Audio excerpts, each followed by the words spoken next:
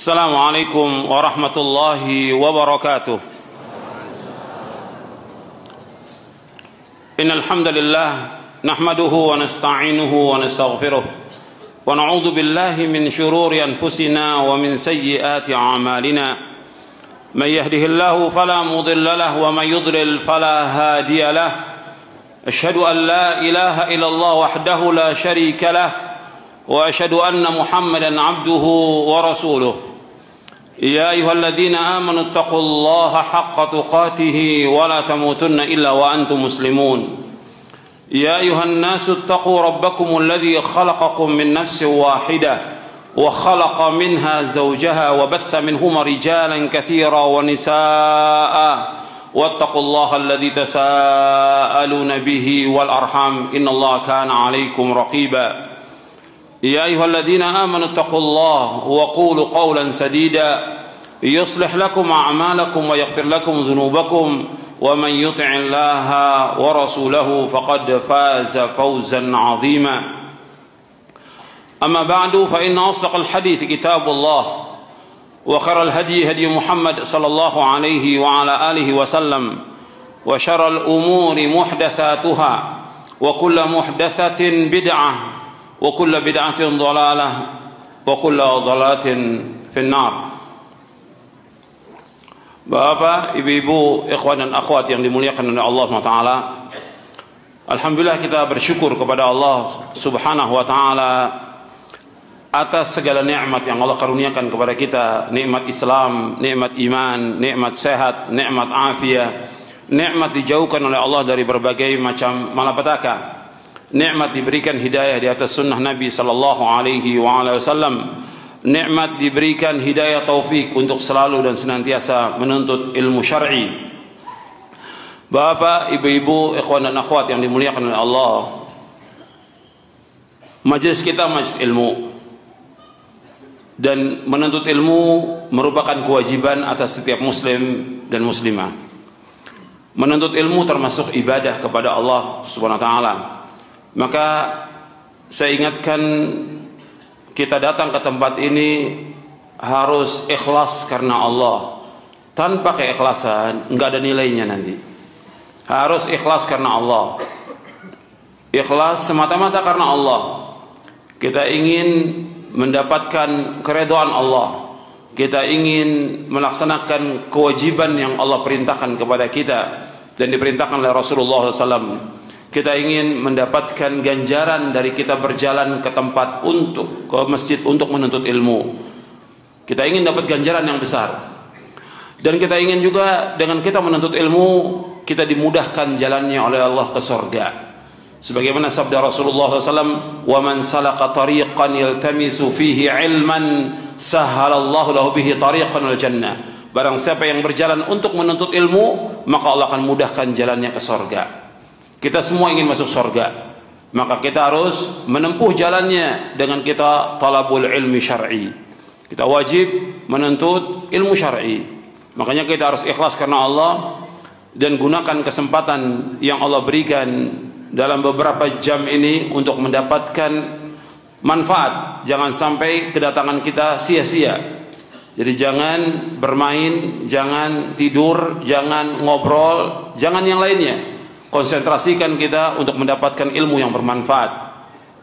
Dan ilmu ini harus bukan sekedar kita datang saja, tapi bagaimana kita memahami apa yang disampaikan. Karena yang dikatakan al-ilmu al-fahmu, di dalam Sahih Bukhari di Kitabul Ilmi disebutkan yang namanya ilmu al-fahmu. Kalau kita ingin dikehendaki kebaikan oleh Allah, akan diberikan pemahaman oleh Allah Taala. Man yuridillahu bi khairan yufaqihu fid din. Barang siapa yang dikehendaki Allah kebaikan padanya, maka dia akan diberikan pemahaman tentang agama. Bapak, ibu, ikhwan dan akhwat yang dimuliakan oleh Allah Taala, pada hari ini kita akan mengkaji tentang prinsip-prinsip dakwah salaf yang diambil dari buku Mulia dengan Manhaj Salaf. Pembahasan ini merupakan permintaan dari panitia karena banyaknya dakwah yang ada, tapi mereka tidak tahu apa sih prinsip dakwah salaf yang besar, yang pokok, yang mendasar, yang mendakwakan kepada seluruh umat manusia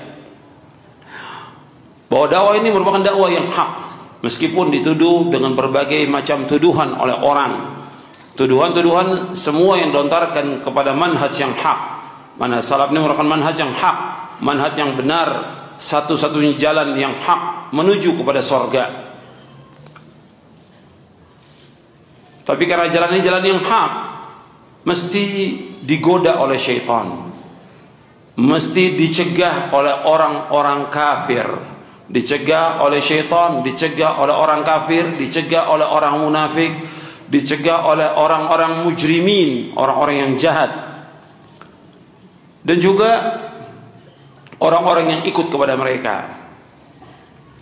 Kemudian mereka, diantara bentuk pencegahan mereka, memberikan tuduhan bahwa dakwah ini keras, dakwah ini dakwah teroris, dakwah ini dakwah yang baru atau kelompok atau yang lainnya. Ini sudah saya jelaskan dan saya jawab di buku ini, Mulia dengan Manhaj Salaf. Ikhwan fillah, a'azakumullah. Dakwah yang hak merupakan dakwah yang mulia.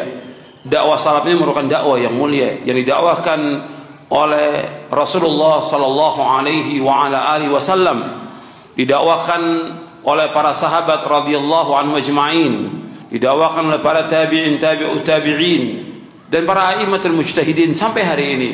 Dan dakwah ini merupakan dakwah yang mubarakah, yang diberkahi oleh Allah Subhanahu wa taala. Betapa banyak orang-orang yang mendapatkan hidayah dengan dakwah ini. Betapa banyak orang-orang yang tadinya dalam kegelapan kemudian diberikan cahaya oleh Allah. Yang tadinya mereka bodoh diberikan pengetahuan oleh Allah. Yang tadinya mereka dalam kesesatan diberikan hidayah oleh Allah. Yang tadinya mereka jauh dari Islam, berbuat kesyirikan, berbuat bid'ah, Allah berikan hidayah dengan dakwah ini. Dan kalau antum lihat dan jujur para dai-nya dan juga orang-orang yang ada, kalau kita lihat penuhnya masjid di mana-mana berkat dakwah ini. Penuhnya masjid di mana-mana berkat dakwah ini. Yang tadinya masjid di mana-mana sepi, tapi begitu dakwah ini dimulai, didakwahkan di mana-mana, penuh masjid. Penuh di mana-mana, terutama yang muda-muda. Yang penuh, yang muda-muda, yang sebelumnya kita lihat sedikit orang yang datang ke masjid, paling yang sudah tua-tua. Jadi menurut anggapan orang, ke masjid itu kalau sudah tua, kalau sudah mau meninggal baru ke masjid. Tapi begitu dakwah ini jalan, subhanallah, banyak orang ke masjid, banyak orang melaksanakan salat yang 5 waktu di masjid, banyak orang menuntut ilmu syar'i dan yang lainnya. Yang tadinya wanita-wanita tidak pakai jilbab, pakai jilbab. Begitu juga yang tadinya banyak anak-anak yang durhaka, mereka berbuat baik kepada orang tua, karena dakwah ini menganjurkan wajibnya berbuat baik kepada orang tua dan haramnya durhaka pada orang tua. Dengan dalil, semua dibawakan dengan dalil.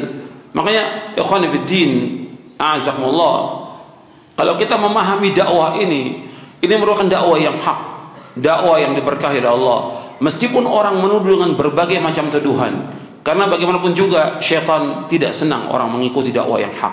Orang kafir tidak senang mengikuti dakwah yang hak. Orang-orang Yahudi, Nasrani, orang-orang munafik, orang-orang mujrimin enggak senang mengikuti dakwah yang hak ini. Makanya kita harus terus mendakwakan dakwah yang hak dan mengulangi kajian tentang kitab ini harus terus diulang sampai orang-orang itu paham. Karena berkaitan dengan dakwah salaf ini banyak orang yang tidak paham. Hatta tokoh-tokoh agama yang dikatakan dia dai yang sudah dikenal, atau dia dari departemen agama atau dari majelis ulama, banyak yang belum paham tentang dakwah ini, dakwah salaf. Karena mereka menganggap bahwa dakwah ini merupakan dakwah yang baru, maka kita harus ulang-ulang tentang pembahasan dakwah yang hak ini. Karena banyak kaum muslimin yang tidak tahu tentang manhaj salaf, tentang dakwah salaf, termasuk juga para dai-nya, para ustadznya, para kiai dan yang lainnya tidak tahu. Makanya mereka juga harus dengarkan dakwah ini agar mereka paham dan membaca kitab-kitab para ulama yang menjelaskan tentang masalah ini. Kemudian juga ikhwan fillah, a'azakumullah, kita akan bahas, karena tentunya yang hadir ini dari berbagai macam kalangan. Ada yang sudah ngaji, ada yang belum ngaji, ada yang ngajinya ketika tabligh akbar saja, ada yang rutin ngajinya, ada yang macam-macam. Maka saya akan jelaskan dari awal dulu.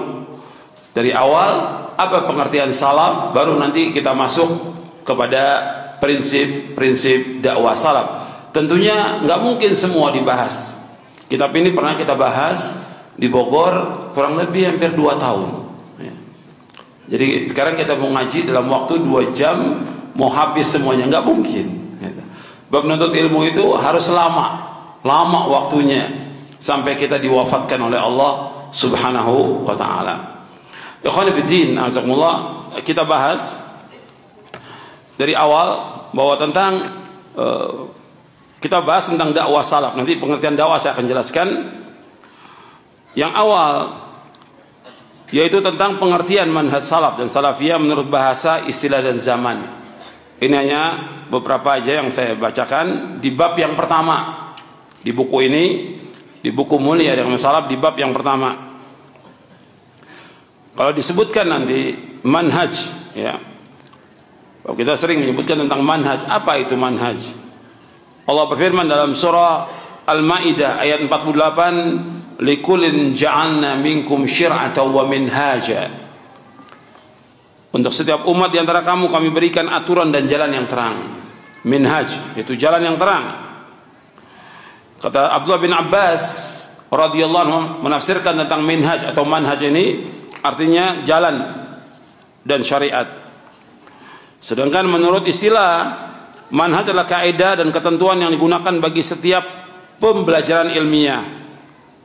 Seperti dalam kaidah bahasa Arab atau usul fikih, usul tafsir, dan yang itu namanya manhaj. Manhaj adalah artinya adalah jalan atau metode. Dan manhaj yang benar adalah jalan hidup yang lurus dan terang dalam beragama menurut pemahaman para sahabat. Saya ulangi. Manhaj adalah jalan atau metode. Dan manhaj yang benar adalah jalan hidup yang lurus dan terang dalam beragama menurut pemahaman para sahabat.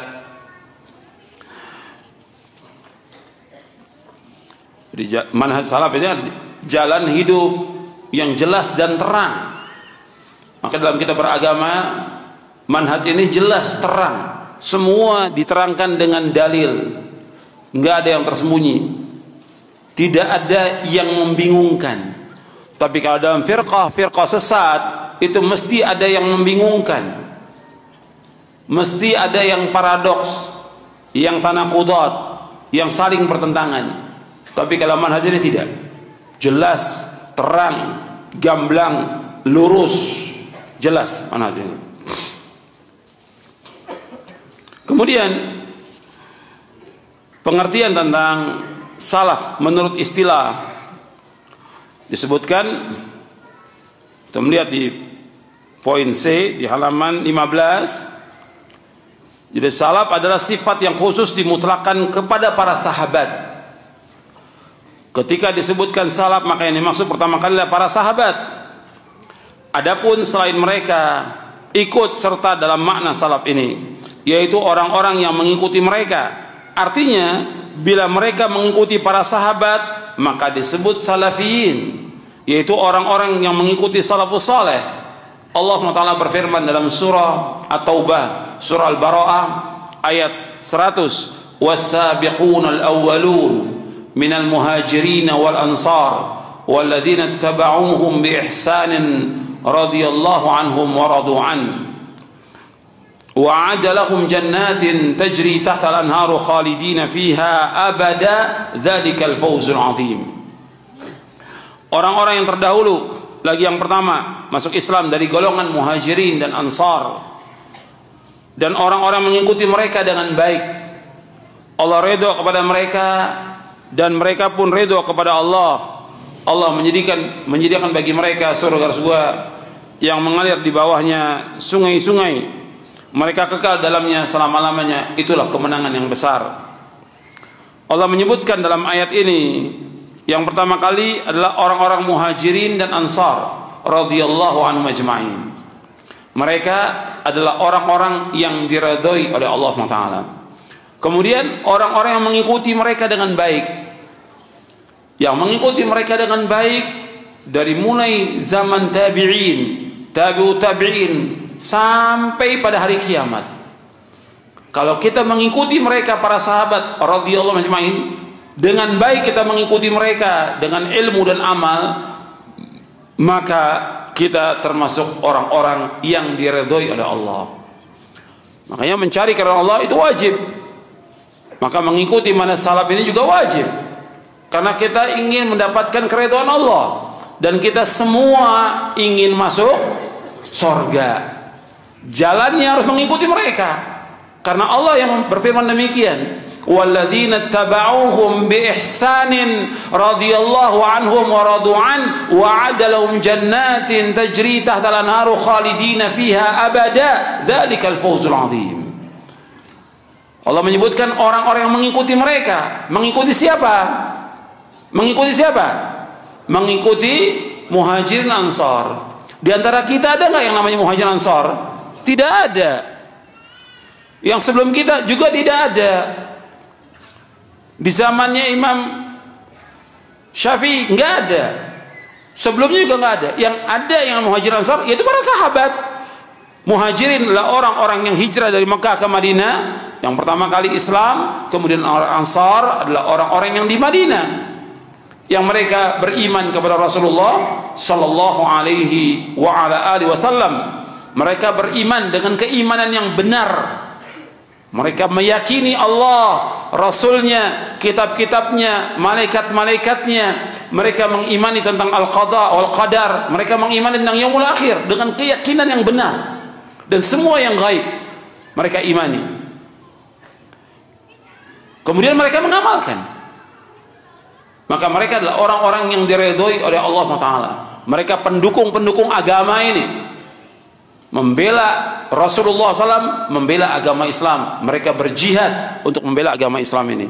Maka orang yang mengikuti mereka bukan sekedar nama, bukan, tapi betul-betul mereka mengimani sebagaimana yang diimani sahabat. Allah menyebutkan dalam surah Al-Baqarah, fa in amanu bimithli ma amantum bihi faqad tadaw.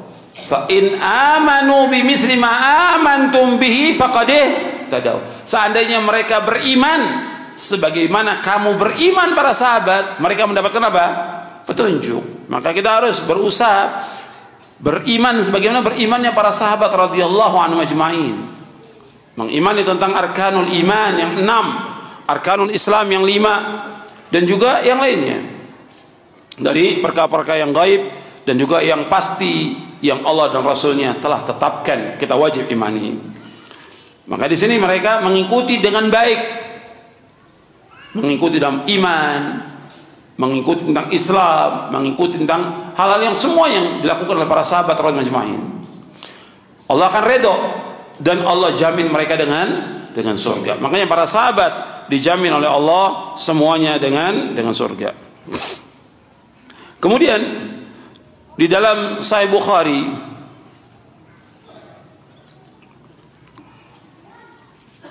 sahabat radhiyallahu ajma'in, Nabi menyebutkan tentang sahabat ini, itu merupakan khairun nas, sebaik-baik manusia. Untuk melihat hadisnya yang mutawatir hadis ini, Nabi bersabda, khairun nas qarni thumma alladhina yalunahum thumma alladhina yalunahum. Sebaik-baik manusia pada masaku, kemudian yang sesudahnya, kemudian yang sudahnya. Hadis ini sahih riwayat Bukhari Muslim dari sahabat Abdullah bin Mas'ud dan juga sahabat yang lain. Hadis mutawatir. Jadi para sahabat dikatakan oleh Nabi khairun nas, sebaik-baik manusia. Sebaik-baik manusia tentang akidahnya, tentang manhajnya, tentang ilmunya, tentang pemahamannya, tentang akhlaknya, tentang dakwahnya, tentang jihadnya, dan semuanya. Para sahabat adalah merupakan khairun nas, sebaik-baik manusia. Maka Allah menyebutkan dalam Al-Quran pertama kali ketika ayat turun, khitabnya kepada sahabat dalam surah Ali Imran ayat 110, kuntum khaira ummatin ukhrijat lin-nasi ta'muruna bil ma'ruf wa tanhauna 'anil munkar wa tu'minuna billah. Kalian adalah sebaik-baik umat yang dikeluarkan di tengah-tengah manusia, menyuruh yang ma'ruf, mencegah yang mungkar, dan beriman kepada Allah. Ketika disebutkan kuntum, kalian sebagai, pertama kali para sahabat radhiyallahu anhum ajma'in. Jadi kalau umat ini, umat Islam ingin menjadi sebaik-baik umat, dia wajib mengikuti jejak para sahabat radhiyallahu anhum ajma'in. Kemudian di dalam Sahih Bukhari dikatakan oleh Rashid bin Sa'ad, kana salaf yastahibbun al-fuhula li'annaha ajra wa ajsar. Salaf itu suka kepada kuda jantan karena mereka lebih cepat dan lebih berani. Ini dalam Sahih Bukhari dijelaskan oleh Al-Hafidz Ibnu Hajar Asqalani rahimahullah. Kata beliau, perkataan salaf dari perkataan Rashid bin Sa'ad ini maksudnya dari kalangan para sahabat dan orang-orang setelah mereka. Karena Rashid bin Sa'ad rahimahullah seorang tabi'in, ketika dia mengatakan kana salaf, yang dimaksud adalah para sahabat. Jadi istilah salaf itu sudah ada dan dipakai oleh para tabi'in. Ketika dia ucapkan salaf, yang dimaksud siapa? Para sahabat. Bahkan salaf pun diucapkan oleh Rasulullah sallallahu alaihi wasallam kepada anaknya Fatimah, ni'mas salafu ana laki. Sebaik-baik salaf untuk kamu adalah aku, kata Rasulullah. Hadis sahih riwayat Muslim. Jadi istilah salaf sudah diucapkan oleh Rasulullah sallallahu alaihi wa ala alihi wasallam. Kemudian Al-Imam Al-Auza'i rahimahullah yang wafat tahun 157 Hijriah, beliau seorang imam Ahlussunnah dari Syam. Beliau berkata, isbir nafsaka ala sunnati waqif haitsu waqafa al-qaumu wa qul bima qalu wa kuffa amma kuffu an wasluk sabila salafika salih fa innahu yas'uka ma wasi'ahum. Untuk melihat di halaman 17, kata Imam Al-Auza'i, bersabarlah dirimu di atas sunnah, tetaplah tegak sebagaimana para sahabat tegak di atasnya.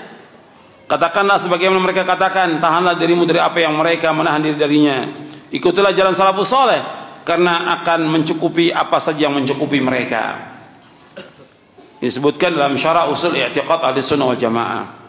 Jadi kita disuruh sabar di atas sunnah Nabi. Jadi ketika kita melaksanakan sunnah harus sabar. Semua yang kita laksanakan harus sabar. Sabar terhadap celaan orang, cemoohan orang, caci makian, fitnah, dan segala macam, sabar di atas sunnah Nabi sallallahu alaihi wasallam.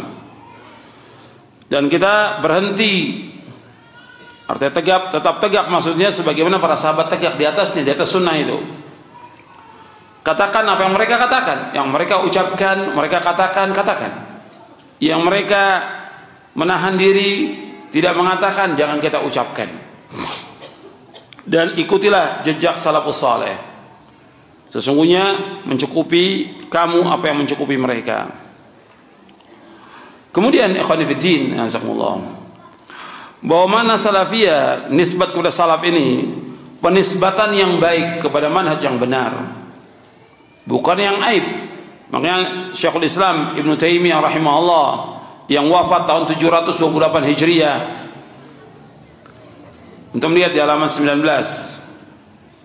kata beliau, la aiba ala man azhara madhhab as-salaf wa intasaba ilaihi wa i'taza ilaihi bal yajibu qabulu dhalika minhu bil ittifaq fa inna madhhab as-salaf la yakunu illa haqqan.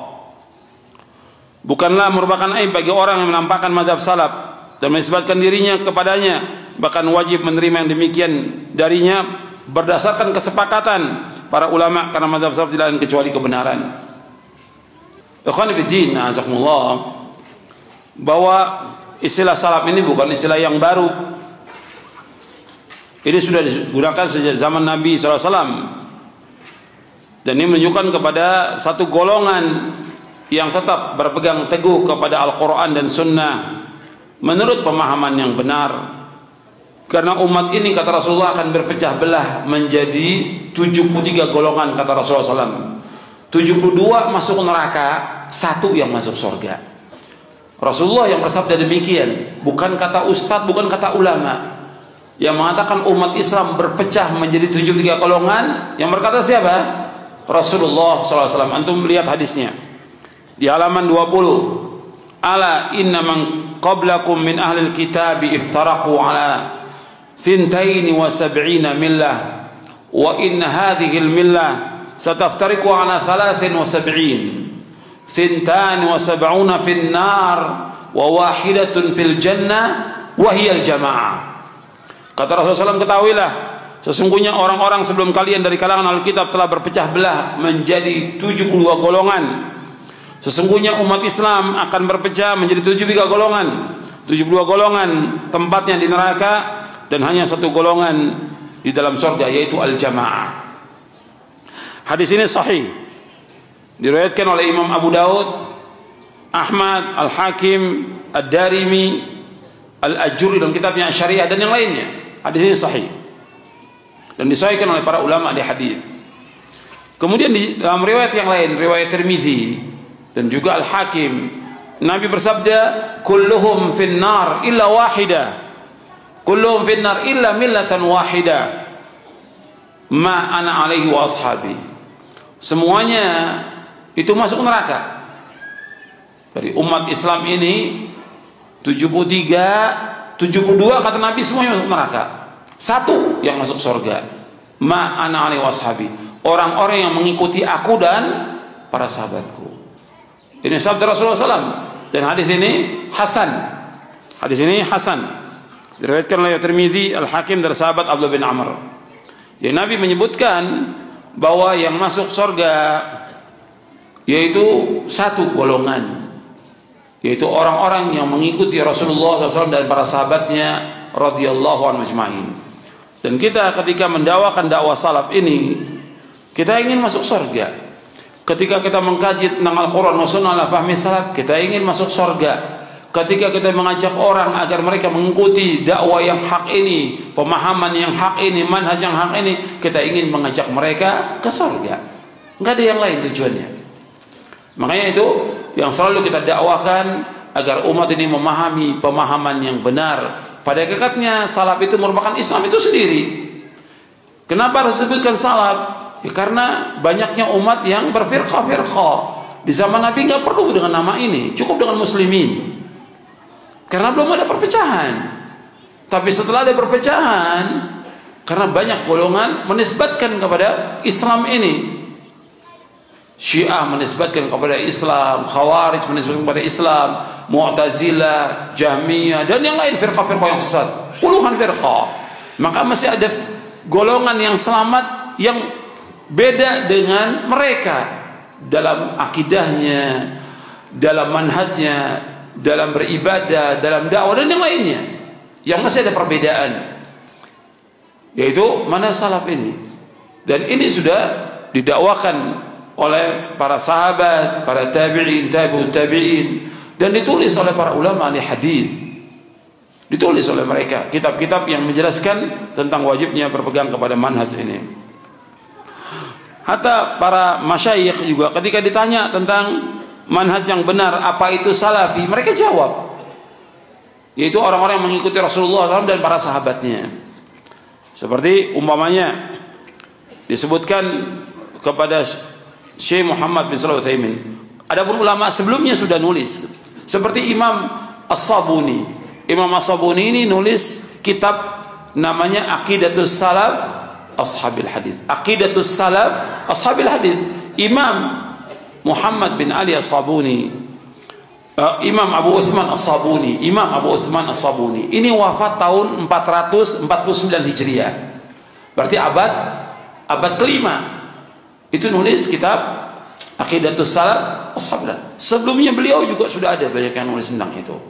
Berarti ini mata rantainya terus sampai kepada sahabat. Bukan perkata orang, bukan manhaj yang baru, bukan pemahaman yang baru. Kitab-kitab yang ditulis oleh imam-imam menjelaskan tentang manhaj ini. Syekh Muhammad bin Shalih Al-Utsaimin ketika ditanya rahimahullah, beliau mengatakan bahwa Ahlussunnah wal Jamaah adalah orang yang mengikuti para salaf bahkan orang yang belakangan sampai hari kiamat, jika ia berada di atas jalan Nabi SAW dan para sahabatnya, maka ia adalah salafi. Di halaman 23. Di halaman 23. Begitu juga Al-Lajnah Daimah yang dipimpin oleh Syekh Abdul Aziz bin Abdullah bin Bas rahimahullah, ketika ditanya tentang salafiyah, bagaimana pendapat beliau tentang salafiyah, beliau jawab bahwa salafiyah adalah penisbatan kepada salaf, sedangkan salaf adalah para sahabat Rasulullah SAW dan para imam pembawa petunjuk pada masa 3 kurun pertama. Semoga Allah meridhoi mereka. Kemudian dibawakan dalil khairun nasi qarni. Sedangkan salafiyin adalah bentuk jamak dari salafi, sebuah nisbat kepada salaf, dan maknanya telah dijelaskan. Mereka adalah orang-orang yang berjalan di atas manhaj salaf dalam mengikuti Alkitab, Al-Quran dan As-Sunnah, mendakwakan keduanya dan mengamalkan keduanya. Maka dengan hal itu mereka adalah Ahlus Sunnah wal Jamaah. Wabillahi taufik. Begitu juga Syekh Shalih Fauzan dan yang lainnya tentang ini. Kemudian ikhwan fillah, azakumullah, tentang wajibnya kita mengikuti manhaj salaf, dalilnya saya bawakan di kitab ini banyak. Saya nggak sebutkan semuanya, hanya satu aja dari sekian banyak. Karena kalau kita sebutkan waktunya nggak cukup atas 1 hari juga. Ya, ini banyak saya sebutkan, lebih dari 50 dalil dari Quran, Sunnah, kemudian athar para sahabat, athar para tabi'in, kemudian penjelasan para imam ahlu sunnah tentang masalah ini. Ini dalilnya banyak. Sekarang antum buka satu di antara sekian banyak dalil. Sebenarnya banyak yang perlu kita lihat. Di antara sekian banyak dalil, antum lihat ayat surah An-Nisa ayat 115 tentang hujahnya manhaj salaf dan wajibnya kita mengikuti manhaj salaf. Surah An-Nisa ayat 115.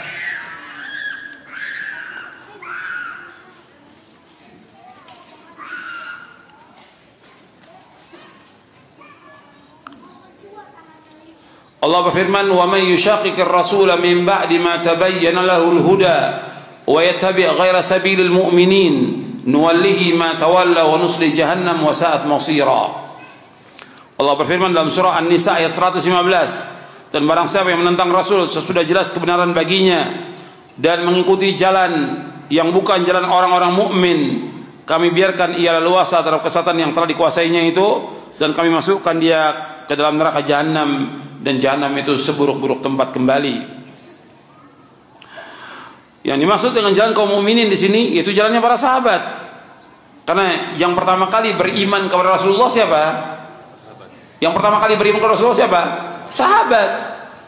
Maka yang disebutkan dengan jalan kaum mukminin di ayat ini pertama kali siapa? Para sahabat.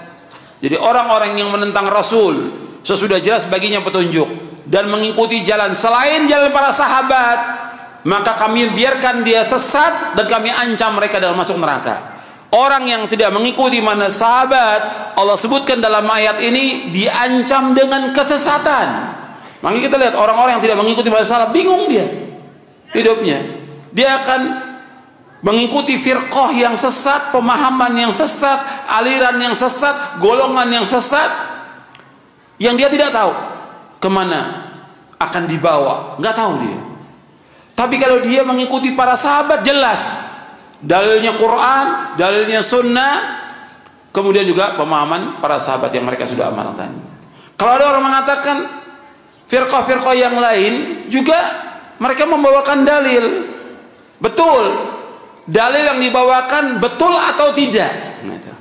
Karena orang bisa bawakan dalil betul, ayat dibawakan, hadis dibawakan, tapi betul atau tidak dalil itu? Belum tentu betul untuk berpijaknya mereka dalam mereka beragama. Belum benar. Tapi kalau kita mengikuti yang salaf, dalil yang kemudian jelas, tafsirnya jelas ada. Antum bisa lihat tafsir Imam Ibnu Jarir At-Tabari. Antum bisa lihat tafsir Ibnu Katsir, dijelaskan jelas sekali. Tapi ketika menyimpang, maka dalil yang diambil sembarangan, kadang-kadang juga riwayat-riwayat yang lemah, bahkan palsu. Dalil betul dibawakan, tapi dalil yang dibawakan belum tentu benar, belum tentu sesuai dalil. Jadi kalau mereka kata mereka juga pakai dalilnya lihat tuh benar atau tidak. Kemudian bagaimana penjelasan para ulama tentang dalil itu? Dan bagaimana penjelasan para ulama tentang hadis itu, syarahnya gimana? Harus jelas. Kalau tidak, ya sesat. Seperti yang kita lihat sekarang ini, banyak umat yang sesat, bingung dia. Karena apa? Nggak tahu kemana dibawa oleh para dai-nya, para ustadznya. Makanya yang harus kita jelaskan dengan dalil, dan para sahabat mengemukakan semua dengan hujjah, dengan dalil. Di sini disebutkan orang yang mengikuti jalan selain jalan yang para sahabat, maka mereka diancam dengan kesesatan. Karena para sahabat ini mereka langsung mendengarkan ayat dari Rasulullah SAW, mendapatkan khitab yang langsung, dan mereka mengobati ketidakjelasan yang terjadi dalam diri mereka dengan bertanya langsung kepada Rasulullah SAW secara baik, dan Rasulullah SAW menjawab pertanyaan dengan mereka dengan sebaik-baik jawaban, dan menjelaskan kepada mereka dengan penjelasan yang paling sempurna, sehingga mereka pun mendengarnya, memahaminya, mengamalkannya, memperbaikinya, menghafalnya, menetapkannya, menukilnya, dan mereka semuanya adalah orang-orang yang jujur. Mereka memiliki keutamaan yang agung atas kita, sebab karena mereka lah dihubungkan tali kita dengan tali Nabi Muhammad sallallahu alaihi wasallam dengan pertolongan Allah Subhanahu wa taala, atau dengan tali Allah Subhanahu wa taala. Bahwa Allah berfirman, wa'tasimu bihablillahi jami'an wala tafarraqu. Hendaklah kalian berpegang dengan tali Allah semuanya, dan jangan kalian berpecah belah. Berpegang dengan tali Allah, ya berpegang dengan Al-Quran dan sunnah Nabi menurut pemahaman para sahabat radhiyallahu anhum ajma'in. Ayat ini menunjukkan bahwa menyalahi jalannya kaum mukminin sebagai sebab seorang akan terjatuh dalam jalan-jalan kesesatan dan diancam dengan masuk neraka. Ayat ini juga menunjukkan bahwa mengikuti Rasulullah SAW adalah sebesar-besar prinsip dalam Islam yang mempunyai konsekuensi wajibnya umat Islam untuk mengikuti jalannya kaum mukminin. Sedangkan jalan kaum mukminin pada ayat ini adalah keyakinan, perkataan dan perbuatan para sahabat radhiyallahu anhum ajma'in. Karena ketika turunnya wahyu, tidak ada orang yang beriman kecuali para sahabat. Seperti firman Allah Ta'ala, amanar rasulu bima unzila ilaihi min rabbihi wal mu'minun.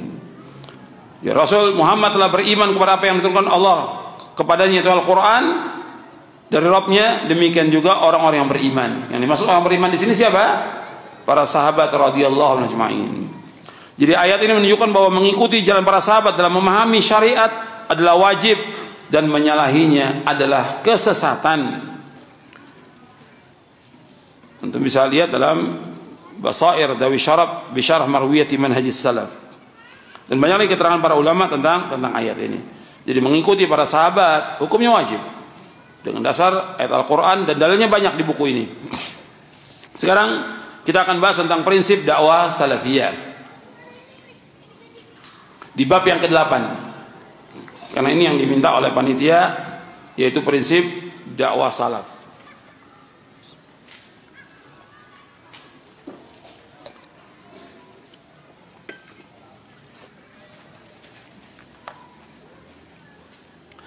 Prinsip dakwah salaf antum lihat di bab yang ke-8 di halaman 265. Jadi kembali kepada Al-Quran yang pertama.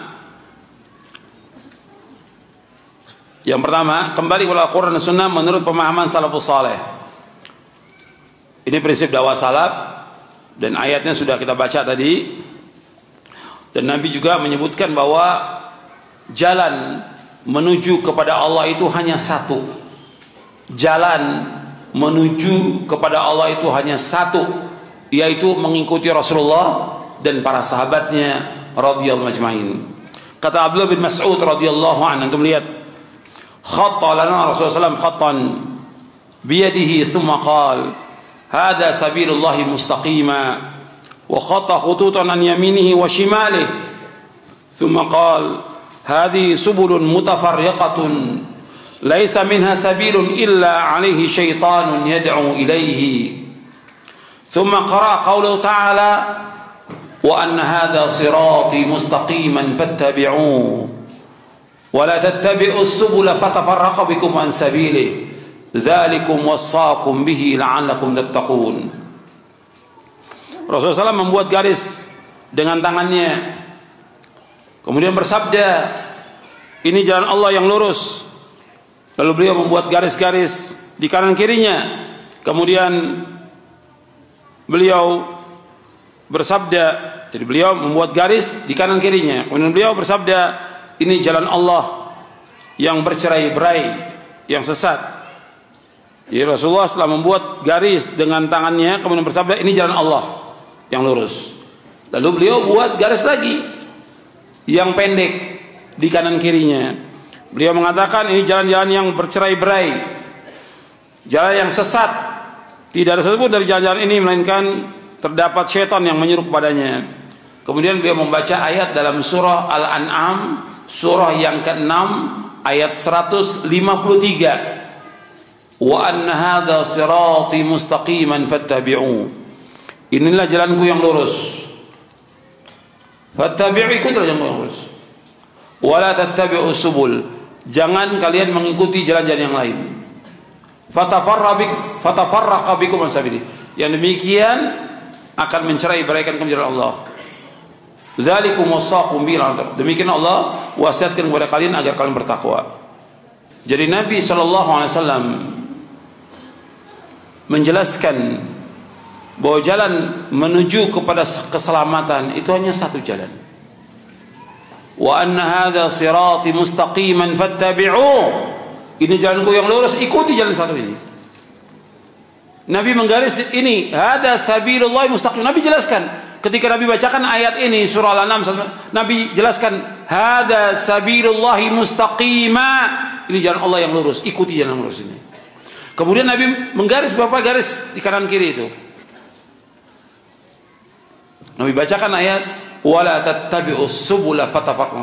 Jangan kamu ikuti jalan-jalan yang lain. Jalan-jalan yang lain, pemahaman, aliran, golongan yang sesat, jangan kamu ikuti.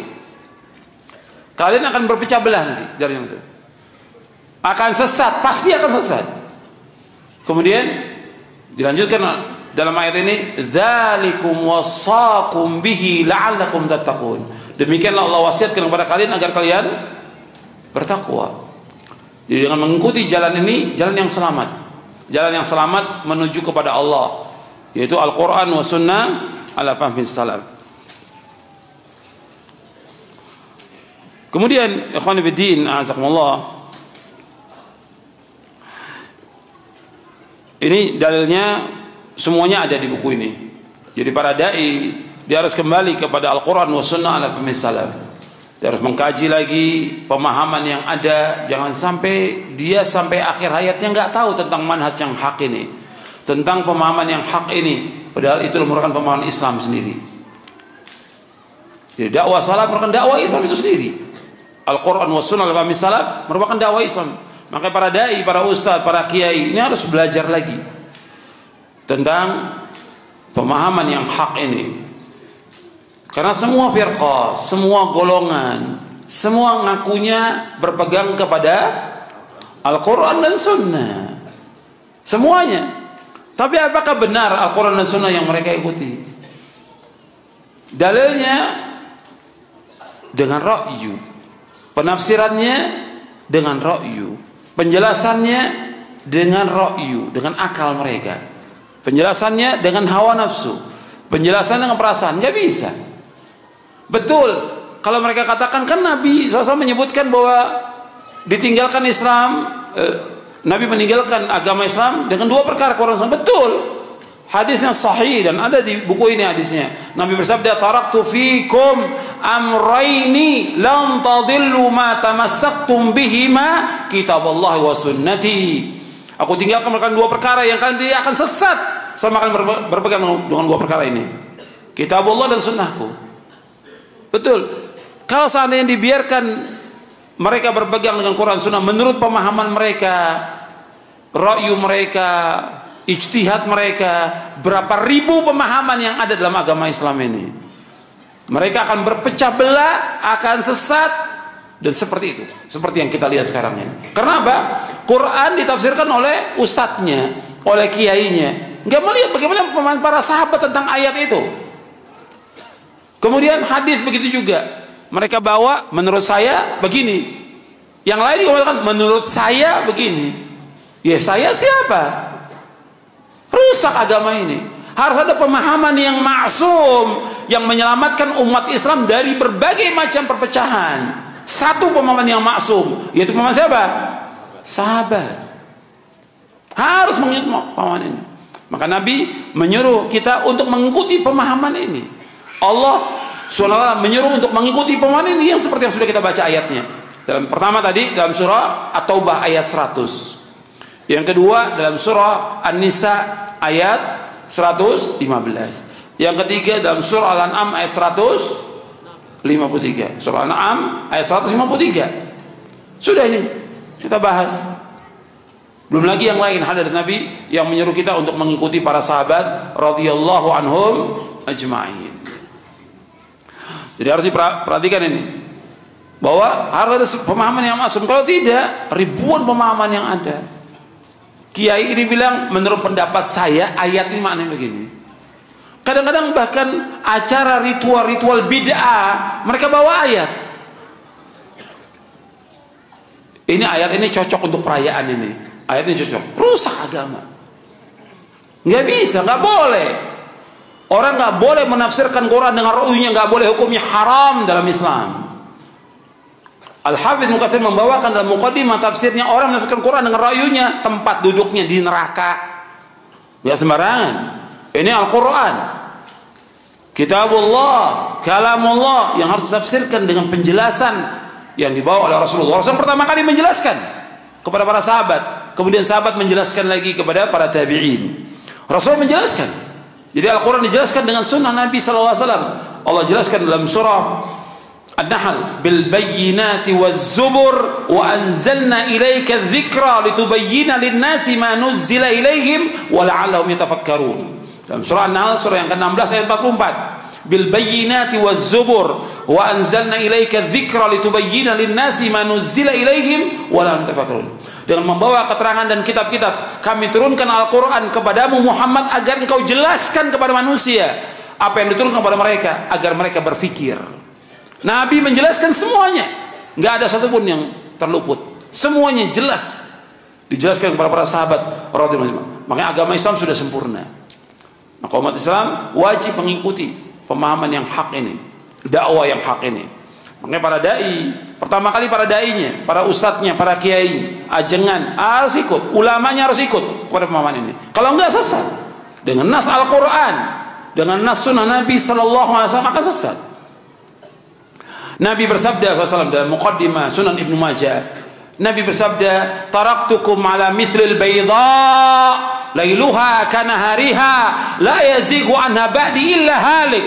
Kata Rasul, aku tinggalkan agama Islam putih bersih, nggak ada yang menyimpang dari yang putih bersih ini, pasti binasa. Kata Rasulullah, pasti binasa. Makanya wajib mengikuti agama yang hak ini dengan pemahaman para sahabat, baru dia akan selamat dunia dan akhirat. Kalau dia menyimpang dari mana, pasti akan sesat dengan dasar Quran, sunnah Nabi dan athar para sahabat, bahwa pasti akan sesat. Pasti sudah, bukan kira-kira lagi. Sudah banyak golongan yang sesat, udah ribuan sudah dari umat-umat yang sesat terdahulu, yang dijelaskan oleh para ulama, sesat mereka, diikuti lagi, sesat lagi, terus seperti itu, seperti yang kita lihat sekarang ini. Jadi kalau orang bilang persatuan, nggak mungkin ada persatuan tanpa akidah yang benar, tanpa manhaj yang benar, tanpa berpegang pada Al-Quran dan Sunnah al-Fahmi salaf, nggak akan mungkin. Harus kembali kepada Quran dan Sunnah al-Fahmi salaf. Ini yang diperintahkan oleh Allah dalam Al-Quran, diperintahkan oleh Rasulullah Sallallahu Alaihi Wasallam. Kemudian yang kedua, bahwa prinsip dakwah salaf ini mengajak umat untuk bertauhid kepada Allah, mengikhlaskan amal semata-mata karena Allah. Jadi yang pertama kali dalam dakwah itu yang dimulai tauhid. Kalau kita lihat dakwah-dakwah yang ada, nggak mulai dengan tauhid. Ada yang mulai dakwanya dengan fikih, ada yang mulai dakwanya dengan masalah ekonomi, ada yang mulai dakwanya dengan politik, ada yang mulai dakwanya dengan yang lainnya. Yang harus dimulai dakwah ini adalah tauhid, tauhid. Sedikit orang mendakwakan dakwah tauhid. Orang akan faham tentang agama yang benar dengan tauhid. Seluruh nabi, seluruh rasul alaihi wassalatu wassalam memulai dakwanya dengan tauhid. Sebagaimana Allah berfirman di dalam surah An-Nahl, surah yang ke-16 ayat 36, Allah berfirman, "Wa laqad ba'atsna fi kulli ummatin rasulan an i'budullah wajtanibut taghut. Dan sungguh kami telah utus pada setiap umat seorang rasul. Setiap rasul dakwanya an i'budullah, hendaklah beribadah kepada Allah, wajtanibut taghut, dan jauhkan taghut, semua yang disembah selain Allah, taghut. Suruh beribadahnya kepada Allah saja, tidak kepada yang lain. Yang didakwakan oleh para anbiya wa rasul alaihi wassalatu wassalam, dakwah tauhid. Bagaimana manusia ini beribadah hanya kepada Allah saja. Dan antum ketahui ikhwan fillah, jazakumullah, para ulama menjelaskan bahwa tauhid itu dibagi menjadi 3. Yang pertama tauhid rububiyah, yang kedua tauhid al-uluhiyah, yang ketiga tauhid asma was sifat. Tauhid rububiyah, orang-orang musyrikin mengakui atau tidak? Mengakui Allah sebagai Khalik, Allah sebagai Razik, Allah sebagai Malik, Allah sebagai Mudabbir, Allah Muhyi, Allah Mumit, dan yang lainnya. Orang-orang musyrik mengakui, orang kafir mengakui bahwa Allah sebagai pencipta, Allah pemberi rezeki, Allah pemilik langit dan bumi, Allah yang mengatur alam semesta, Allah yang menghidupkan, Allah yang mematikan. Semua diakui. Tapi itu tidak memasukkan mereka ke dalam Islam, sampai mereka mengakui bahwa wajib beribadah itu hanya kepada Allah saja dan meninggalkan seluruh ibadah kepada selain Allah SWT. Orang-orang mengakui mereka tentang tauhid rububiyah. Makanya umat Islam juga, para dai juga harus yakin dengan tauhid rububiyah ini. Orang musyrik yakin, masa dai nggak yakin? Ada nggak dai yang tidak yakin? Ada. Gitu. Artinya dia dakwah tapi bingung nanti rezekinya gimana ya. Gitu.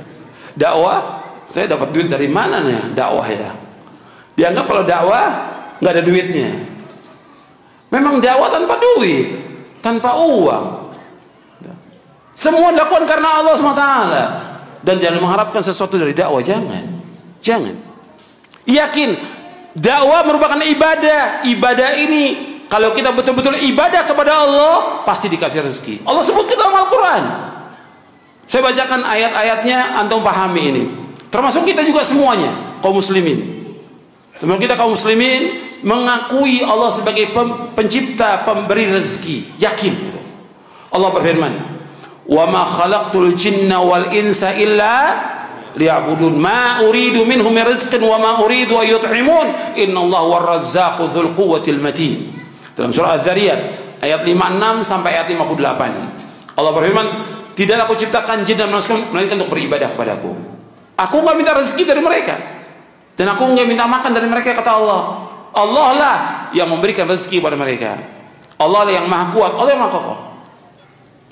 Harus yakin, dengan kita ibadah kepada Allah, rezeki pasti dikasih oleh Allah. Yakin, dakwah ini ibadah kepada Allah, kita sholat ibadah kepada Allah, nuntut ilmu ibadah, kita cari maisha, wajib cari maisha, sekedarnya rezeki pasti dikasih oleh Allah Ta'ala. Pasti. Kita diberikan ilmu oleh Allah sedikit, sampaikan dakwah ini kepada manusia. Jangan mengharapkan sesuatu dari manusia. Karena para anbiya wa rasul, mereka berdakwah karena Allah. Ma as'alukum alaihi ajra. Aku enggak minta upah dari kalian. In ajriya ala rabbil alamin. Sesungguhnya ganjaranku atas Allah Rabbul Alamin. Allah yang memberikan ganjaran, Allah yang memberikan rezeki. Jangan mengharapkan sesuatu dari manusia. Yakin mestinya. Ini masih rububiyah.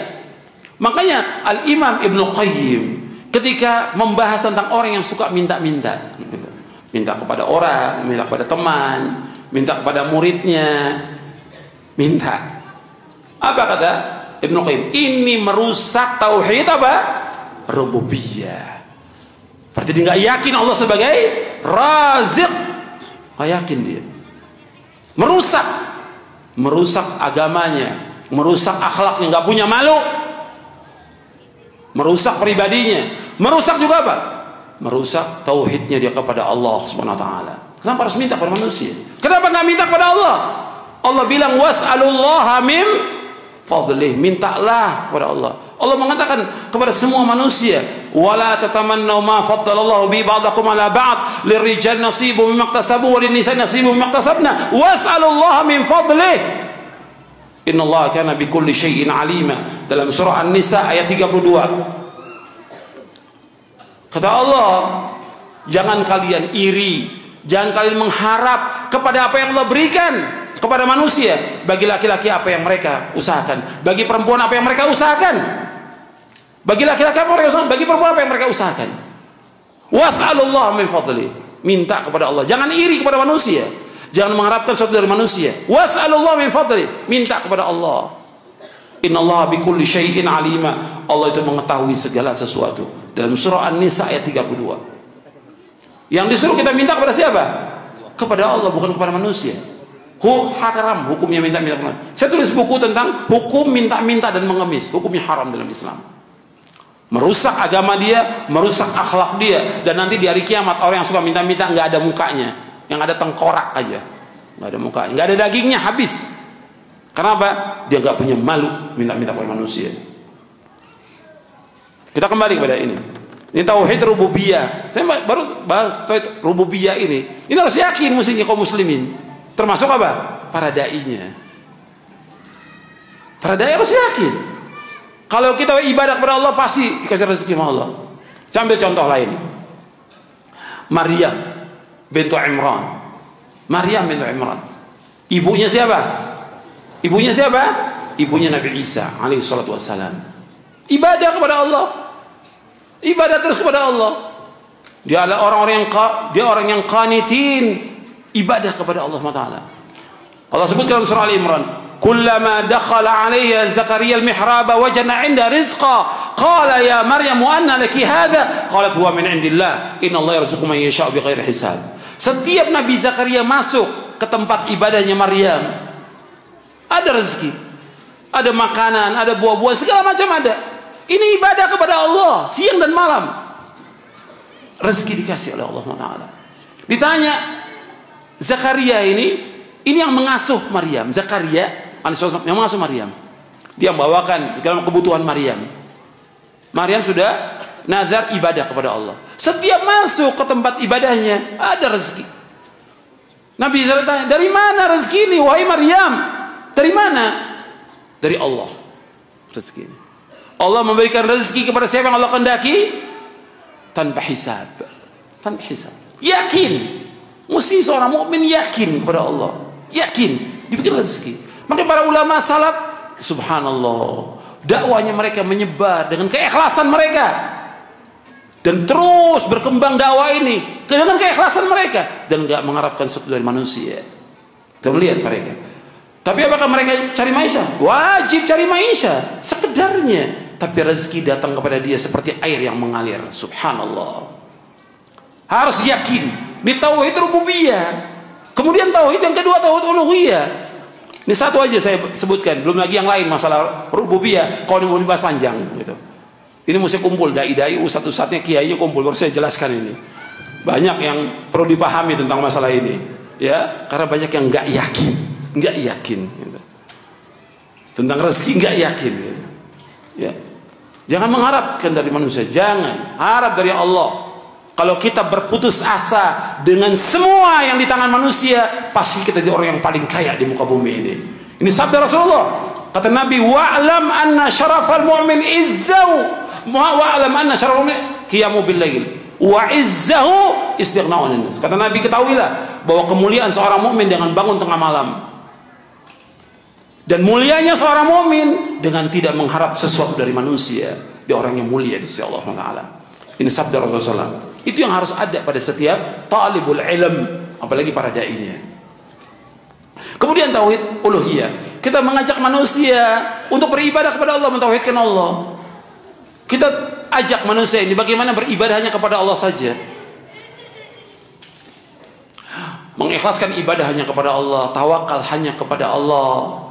Mengharap hanya kepada Allah, takut hanya kepada Allah, bernazar hanya karena Allah dan menurut syariat Allah. Semua dilakukan itu semata karena Allah. Qul inna salati wa nusuki wa mahyaya wa mamati lillahi rabbil alamin la syarika lahu wa bidzalika umirtu wa ana awwalul muslimin.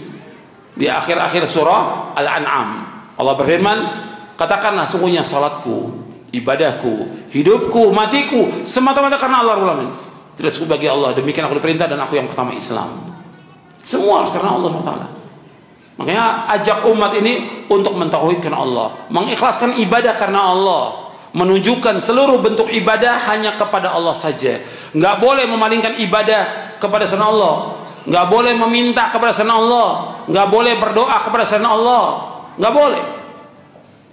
Sebab kita sudah ikrar setiap hari minimal 17 kali, iyyaka na'budu wa iyyaka nasta'in, hanya kepada Engkau saja ya Allah kami beribadah, hanya kepada Engkau saja kami mohon pertolongan. Ini harus betul-betul kita perhatikan, ikhlasnya kita, tawakalnya kita, mengharapnya kita, takutnya kita, ini harus betul-betul mentauhidkan Allah SWT. Maka saya sebutkan di sini untuk melihat di halaman 269, wajib bagi para dai memulai dakwanya dengan tauhid.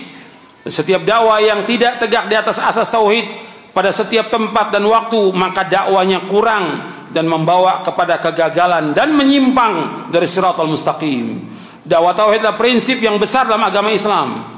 Bagi seorang muslim, tauhid merupakan prinsip yang paling agung di mana seorang tidak boleh menyimpang darinya. Banyak para dai yang tidak mengetahui prinsip yang satu ini sehingga mereka terjerumus ke dalam kesyirikan sedangkan mereka tidak menyadarinya. Syirik. Makanya kita harus betul-betul meluruskan tauhid kita kepada Allah Subhanahu wa taala. Ini dakwah para nabi, dakwanya para rasul alaihi wassalatu wassalam, dakwanya para sahabat, memulai dakwah dengan dakwah tauhid. Dan keutamanya besar dakwah tauhid ini. Maka ajak orang untuk beribadah kepada Allah. Kalau kita lihat di Indonesia ini saja masih banyak orang yang menyembah kubur. Ada atau tidak? Ada. Datang ke kuburannya wali-wali Songo, kuburan keramat, kuburan segala macam, mereka datang minta. Berbis-bis yang datang ke sana. Ini perbuatan syirkun akbar, syirik yang paling besar. Nggak boleh. Ziarah kubur boleh, tapi datang ke ziarah ke kubur itu untuk minta sesuatu, minta hajat, minta dimudahkan rezeki, minta dimudahkan jodoh, minta dimudahkan urusan. Ini semuanya syirik. Tidak boleh. Ini merupakan syirkun akbar. Nggak boleh. Allah suruh minta hanya kepada Allah. Maka Nabi berwasiat kepada Ibnu Abbas, kata Nabi, idza sa'alta fas'alillah wa idza sta'anta fasta'in billah. Apabila engkau minta, minta hanya kepada Allah. Apabila engkau minta tolong hanya kepada Allah, tidak pada yang lain. Nggak boleh minta ke kubur-kubur, nggak boleh. Dan nggak ada manfaatnya sama sekali. Ini masih jutaan orang datang ke kubur-kubur. Dan para dai-nya diam, bahkan mengajak lagi. Mesti terus diingatkan, nggak boleh, hukumnya haram, hukumnya syirkun akbar.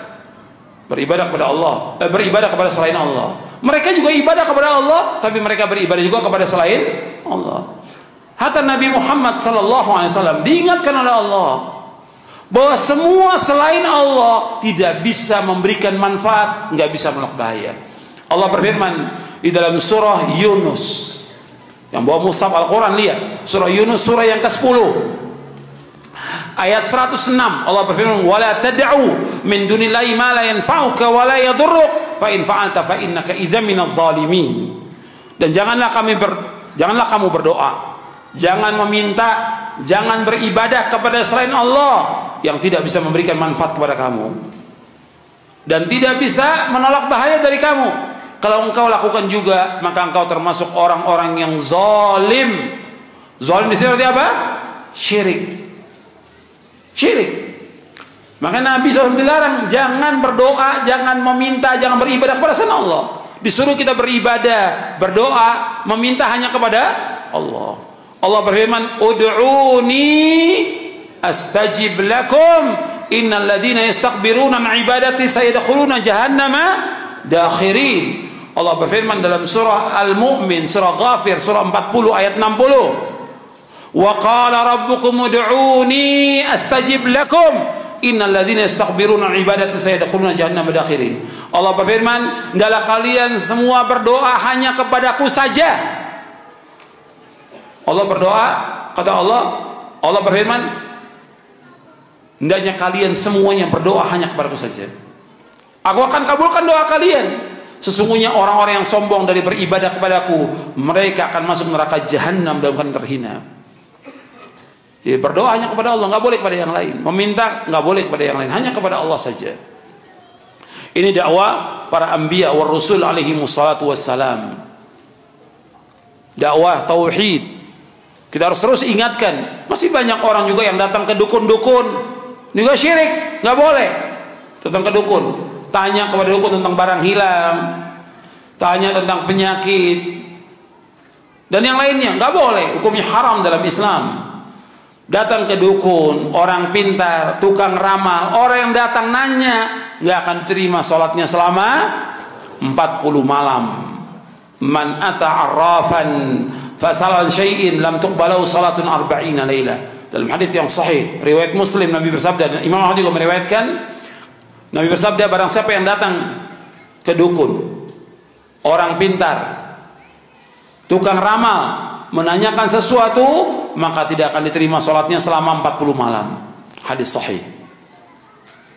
Nabi juga menyebutkan dalam riwayat yang lain, man ata arrafan aw kahinan fasaddaqahu bima yaqul faqad kafara bima unzila ala Muhammadin sallallahu alaihi wasallam. Barang siapa yang datang ke dukun atau tukang ramal dan dia membenarkannya, maka dia telah kafir, maksudnya telah kufur dengan apa yang Allah turunkan kepada Nabi Muhammad SAW. Maksudnya telah kufur kepada apa? Kepada Al-Quran. Karena dalam Al-Quran Allah menyebutkan bahwa tidak ada yang tahu yang gaib kecuali siapa? Allah. Yang tahu yang gaib di langit dan di bumi hanya Allah. Yang lain gak ada yang tahu. Kita wajib mengimani ini. Gak ada yang tahu yang gaib, hanya Allah yang tahu. Kalau Nabi mengabarkan tentang masa yang akan datang, Allah yang memberitahu kepada Nabi SAW. Tapi nggak ada yang tahu yang gaib kecuali hanya Allah. Allah sebutkan dalam surah An-Naml ayat 65, Allah berfirman, Qul la ya'lamu man fis samawati wal ardil ghaiba illallah wa ma yash'uruna ayyana yub'atsun. Katakanlah, tidak ada yang tahu yang gaib di langit maupun di bumi ini kecuali hanya Allah. Dan mereka tidak tahu kapan mereka dibangkitkan. Yang tahu yang gaib hanya Allah. Kemudian juga masih banyak di kita orang-orang yang masih pakai gelang, jimat, ya, tangkal, susuk. Nggak boleh dalam Islam, tidak boleh. Ini perbuatan syirik. Kata Nabi, man ta'allaqa tamimatan faqad asyrak. Barang siapa mengentungkan jimat, maka dia telah berbuat syirik. Dan masih banyak lagi yang lain yang harus kita betul-betul bersihkan ini, yang berkaitan dengan tauhid al-uluhiyah. Dan harus terus dakwah ini. Maka antum baca kitab tauhid oleh Syekh Muhammad bin Abdul Wahab, tamatkan kitab itu, baca bahasa Arabnya. Kalau nggak bisa, cari guru yang mengajarkan. Kemudian baca lagi syarahnya. Ada syarahnya Fathul Majid, ada Al-Qaulus Sadid fi Maqasid Tauhid, ada Al-Qaul Mufid, ada yang lain banyak. Baca itu sampai kita faham. Selesai, ulangi lagi. Sampai tamat. Selesai, ulangi lagi sampai betul-betul kita faham dan menambah iman kita kepada Allah, menambah keyakinan kita kepada Allah. Karena banyak orang yang dakwah nggak tahu. Baca kitab tauhid nggak pernah. Nggak pernah baca kitab tauhid. Baca yang berkaitan dengan tauhid juga nggak pernah. Lah gimana antum dakwah? Lo antum sudah dakwah ke sana kemari, antum kitab tauhid nggak baca? Tamat juga enggak. Ya karena dakwahnya apa? Dakwah yang dijual apa? Suaranya gitu. Yang penting pintar suara, asbun, asal bunyi gitu. Orang dakwah itu dengan dalil Quran dan Sunnah. Jelaskan kepada umat tauhid yang benar, bagaimana beribadah kepada Allah. Itu jelaskan kepada mereka. Dan itu siang malam, sebagaimana dilakukan oleh Nabi Nuh alaihi salatu wasallam 950 tahun. Ya dilakukan oleh Nabi Muhammad SAW selama 23 tahun mendakwakan dakwah tauhid. Itu dulu terjelaskan. Bukan masalah fikih. Fikih tetap kita bahas, tapi yang pokok bagaimana umat ini mentauhidkan Allah Subhanahu wa taala. Si dai-nya betul-betul mentauhidkan Allah. Begitu juga murid-muridnya mentauhidkan Allah. Ini harus terus diulang-ulang. Makanya harus terus dakwah ini dakwah tauhid yang kita mulai. Begitu juga tentang tauhid al-asma was sifat. Kita wajib menetapkan semua nama Allah dan sifat Allah, nggak boleh kita ingkari. Nggak boleh kita takwil. Nggak boleh kita menanyakan tentang bagaimana sifat Allah. Nggak boleh kita menyamakan Allah dengan makhluknya. Laisa kamitslihi syai'un wa huwas samiul basir. Allah nggak sama dengan makhluknya. Allah itu Maha mendengar dan Allah itu Maha mengetahui. Allah juga berfirman, "Walam yakun lahu kufuwan ahad." Allah itu tidak sama dengan apapun juga. Nggak sama.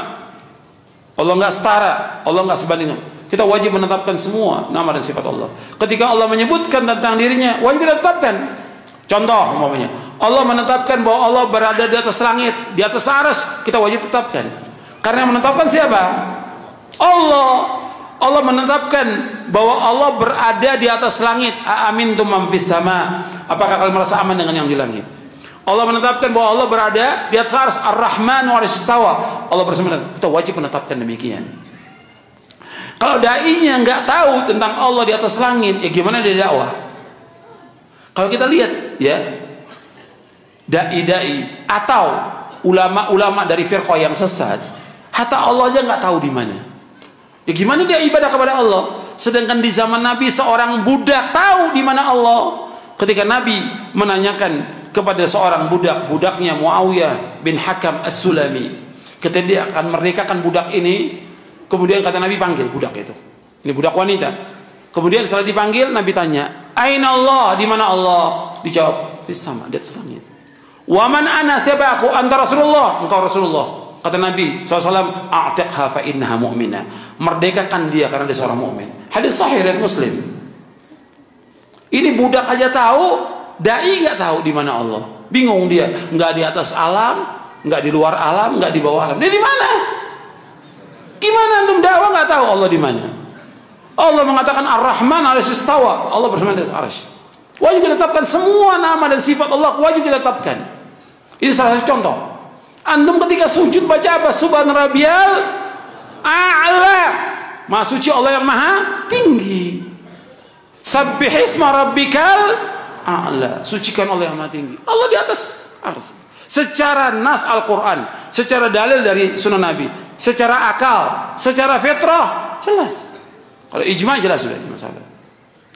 Fitrah tanya orang kafir, kalau kamu berdoa orang kafir, kamu kemana? Hati kamu menuju ke langit. Orang kafir. Itu fitrah. Akal juga menunjukkan kesempurnaan berada di atas Allah itu. Allah berpisah dengan makhluknya. Kita wajib menetapkan semua sifat Allah. Allah itu maha besar. Maha besar Allah itu.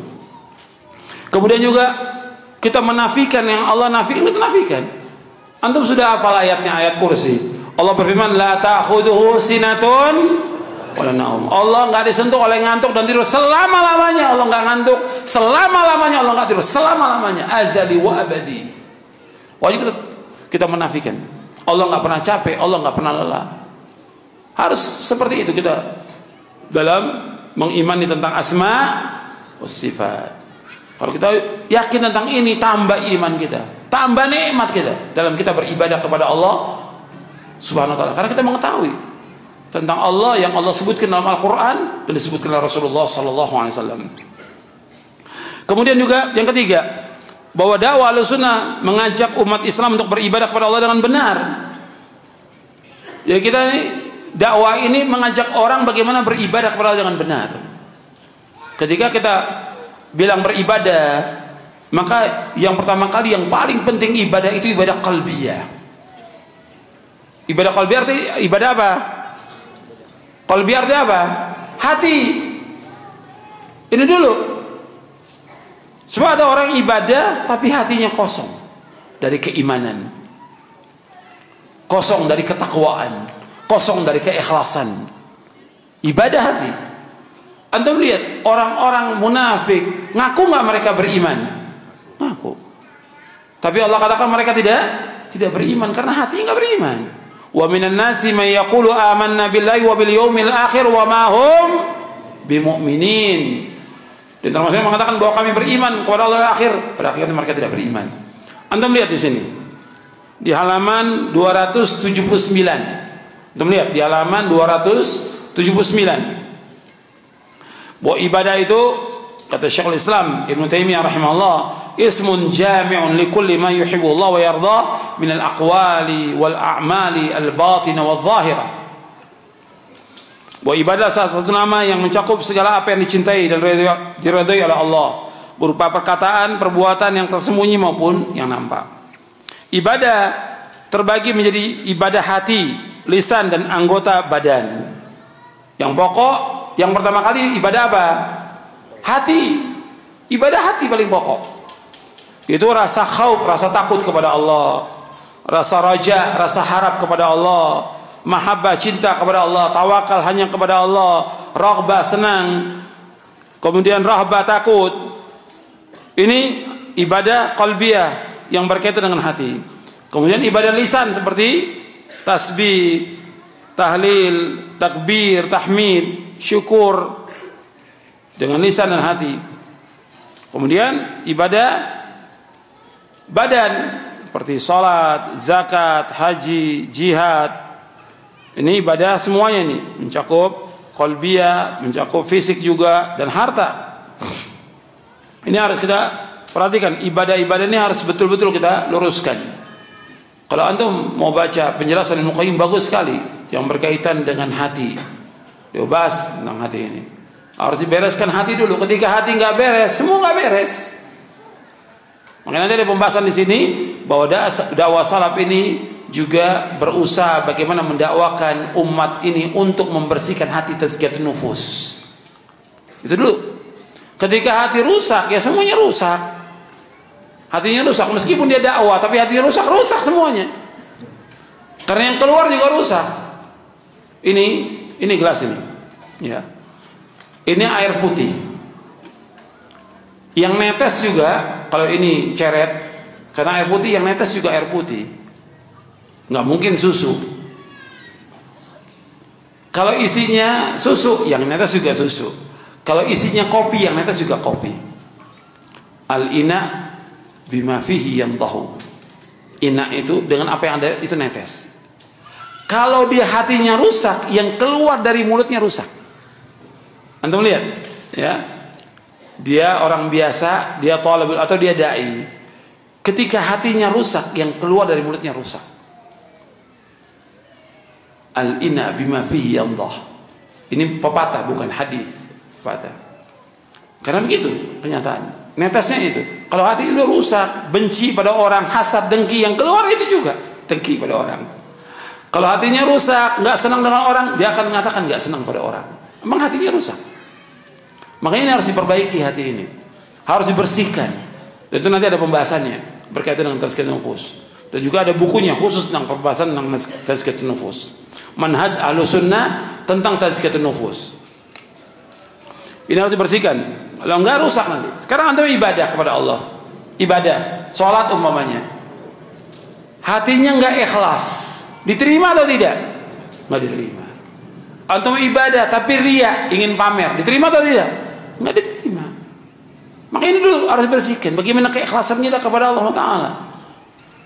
Menunjukkan ibadah hanya kepada Allah dengan ikhlas. Allah berfirman, fa'budillaha mukhlishan lahuddin. Beribadahkan kepada Allah dengan ikhlas semata karena agamanya.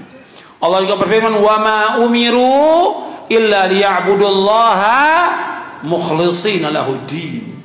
Dan tidak mereka diperintah mereka untuk beribadah kepada Allah dengan ikhlas. Maka ini perhatikan. Coba kita ikhlas atau enggak?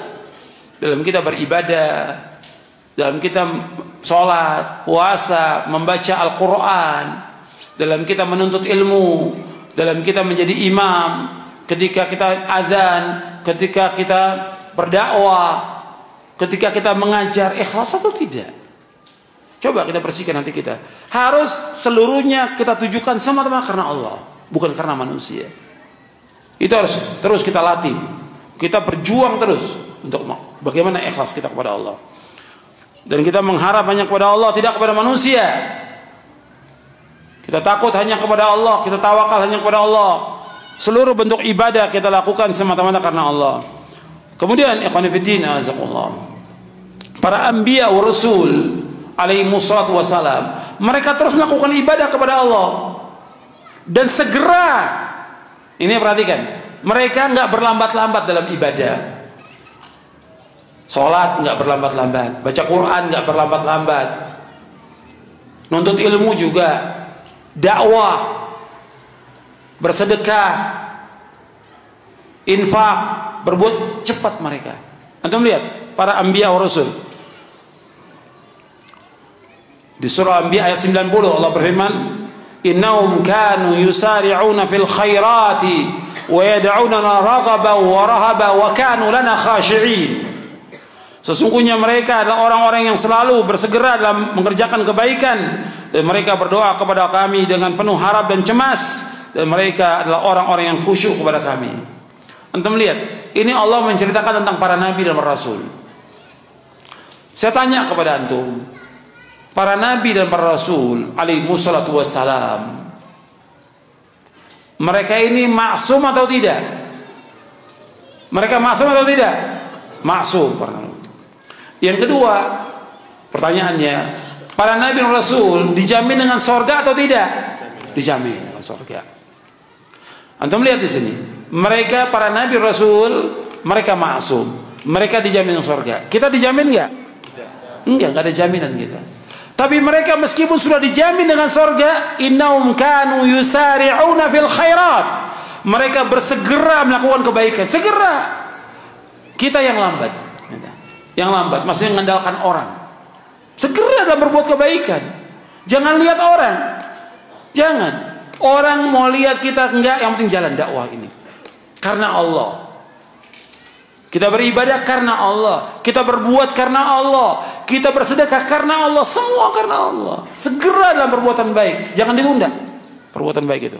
Kemudian mereka selalu berdoa kepada kami dalam keadaan takut dan harap. Dan mereka khusyuk dari Allah. Meskipun mereka sudah diampunkan dosanya, dijamin dengan surga, tetap berbuat. Sedangkan kita nggak ada jaminan. Maka terus kita berbuat kebaikan. Terus beribadah kepada Allah sampai kita diwafatkan oleh Allah. Nggak ada istirahat dalam ibadah, nggak ada. Nggak ada berhenti dalam ibadah, nggak ada. Nggak ada berhenti dalam dakwah, nggak ada. Nggak ada berhenti dalam mengajar. Terus jalankan ibadah kepada Allah Taala. Mengharapkan ganjaran dari Allah, mengharapkan surga, bukan dari manusia. Mestinya seperti itu para dai. Karena Allah, jalan dakwah dan berkembang dakwah ini. Kalau semua lakukan semata karena Allah, nggak ada berhenti, nggak ada dalam hidup ini berhenti, nggak ada. Saya ambil contoh. Ini alam semesta yang berjalan, matahari, bulan, bintang, berhenti atau tidak? Kalau berhenti gimana? Kalau berhenti hancur kiamat. Kalau berhenti, nggak ada yang berhenti. Semua berjalan semuanya. Begitu juga ibadah kepada Allah harus terus berjalan, nggak boleh berhenti. Maka Al-Imam Ibnu Qayyim menjelaskan ketika membawakan ayat liman syaa'a minkum ayataqaddam ayata'akhir. Bagi siapa yang kalian antara kalian mau maju atau mundur. Nggak ada berhenti dalam Islam, nggak ada berhenti, nggak ada. Kerja berhenti ada, kerja berhenti, pensiun. Tapi dakwah nggak ada, ibadah nggak ada berhenti, nuntut ilmu nggak ada berhenti. Nuntut ilmu sampai mati nggak ada berhenti. Dakwah nggak boleh berhenti, ibadah nggak boleh berhenti. Bagi siapa dari kalian yang mau maju atau mundur, maju menuju surga, mundur menuju neraka. Nggak ada jalan lain, nggak ada berhenti dalam dakwah ini, nggak ada berhenti. Harus maju, harus tegak dakwah ini. Itu Islam. Ibadah harus terus. Lihat para nabi, apakah mereka berhenti ibadah kepada Allah karena sudah dijamin dengan surga? Enggak. Allah berfirman kepada Nabi Muhammad SAW, wa'bud rabbaka hatta ya'tiyakal yaqin.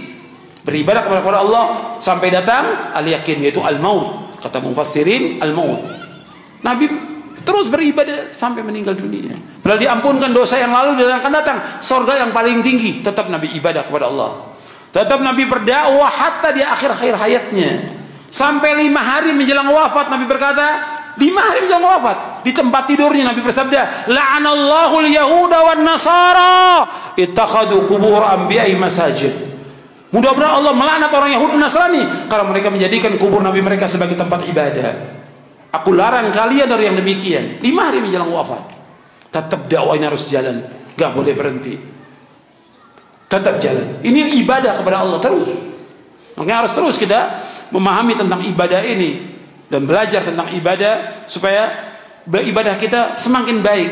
Kalau kita lihat ibadah kita dari dulu, ya itu aja. Iya, umat Islam. Hatta ibadah yang kaitan dengan wudhu, sholat dari dulu ya itu aja, nggak ada perubahan. Wudhunya masih begini, nggak berubah. Nggak pernah baca gimana wudhu Nabi. Mesti kan Nabi wudhu dari depan sampai ke tengkuk, dibalikan lagi ke depan, masukkan telinganya. Ini nggak, dari mulai kecil sampai udah tua. Wudhu aja. Nggak ada contoh dari Nabi begini, nggak pernah ada. Nggak juga ada sahabat Nabi berwudhu tangannya dibasahkan, dijalankan dari depan, ini depan sampai ke tengkuk, dikembalikan lagi ke depan, dimasukkan ke telinga. Itu yang Nabi lakukan sallallahu alaihi wasallam. Satu kali. Hadisnya sahih. Kita bisa lihat di beberapa kitab, termasuk di Bulughul Maram. Al-Hafidz bawakan tentang Mu'zab Kala 4 hadis dalam kitabnya Bulughul Maram min Adillatil Ahkam, yang dipelajari di pondok-pondok seluruh Indonesia. Tapi kiainya yang ngajarkan masih begini, ustadznya. Maka harus belajar dia. Sholat juga belajar harus benar. Sholat dari dulu sampai sekarang masih usolli. Tanya dalilnya nggak pernah tahu, nggak pernah ada. Mana keterangan? Nggak pernah ada. Kok nggak berubah? Nggak berubah. Kenapa? Antum sebagai seorang dai berubah dong ibadah antum kepada yang lebih baik. Tanya, cari mana hadisnya di Sahih Bukhari, di Muslim, Abu Daud, Tirmidzi, Nasai, Ibnu Majah, Ahmad dan yang lain. Cari, ada nggak dalilnya? Nggak ada. Kenapa dilakukan? Kok sholat usolli? Nabi nggak pernah usolli. Para sahabat nggak berubah dari dulu. Berubah mestinya. Ibadah, tumakninahnya, khusyuknya. Ini para nabi. Wa kanu lana khashi'in. Dan mereka semua khusyuk. Kita doa tapi kita nggak amalkan doa itu. Antum berdoa setiap hari. Allahumma inni ala dzikrika wa syukrika wa husni ibadatik. Allahumma inni ala dzikrika wa syukrika wa husni. Nabi bersabda kepada sahabat Mu'adz bin Jabal. Kata Nabi, hadisnya sahih, Tirmidzi, Ahmad dan yang lainnya. Kata Nabi, ya Mu'adz, inni uhibbuka la tada'anna dubura kulli salatin taqul Allahumma inni ala dzikrika wa syukrika wa husni. Wahai Mu'adz, aku cinta kepada kamu. Jangan kau tinggalkan di belakang setiap salat yang wajib engkau baca Allahumma inni ala dzikrika wa syukrika wa husni ibadatik. Ya Allah, tolonglah aku untuk selalu ingat kepadamu, untuk selalu bersyukur kepadamu dan memperbaiki ibadah. Wa husni ibadatik, memperbaiki ibadah. Sekarang ibadah ini pernah diperbaiki dari dulu sampai sekarang. Tetap aja begitu. Kalau masalah keduniaan, oh masya Allah, keduniaan. Tadinya punya sepeda nggak cukup, pengen motor. Punya motor, pengen mobil. Punya mobil udah kasih, pengen yang bagus. Rumah begitu juga. Dulu rumahnya petak, pengen yang bagus. Terus untuk dunia, tapi untuk akhirat nggak ada. Nggak ada. Mereka mau berubah, nggak ada. Ini kezoliman manusia kepada dirinya. Coba rubah, ibadah kita rubah. Untuk dunia kita gajinya tadinya 1 juta, pengen 2 juta, pengen nambah lagi. Terus seperti itu. Tapi kalau karena ibadah dari dulu sampai sekarang, ya itu aja sudah. Dari dulu nyanyi, ya sekarang juga nyanyi. Kok ibadah nyanyi? Nggak ada nyanyi dalam Islam. Gimana ibadah? Perbaiki ibadah kita kepada Allah. Benar atau tidak? Ini dakwah. Dakwah Islam mengajak pada ibadah yang benar. Ikhlas karena Allah dan ittiba, mengikuti contoh Rasulullah sallallahu alaihi wasallam. Ini mestinya dakwakan kepada semua manusia. Baru akan ada perubahan kaum muslimin. Kalau dibiarkan dai hanya untuk bagaimana supaya orang bisa senang, nggak bisa dalam dakwah. Sampaikan kebenaran kepada manusia meskipun pahit. Bukan senang manusia, mau senang tidak, saya nunjukkan kebenaran kepada kamu agar kamu selamat dunia akhirat. Itu tujuan dalam dakwah ini. Nggak mengharapkan sesuatu dari manusia.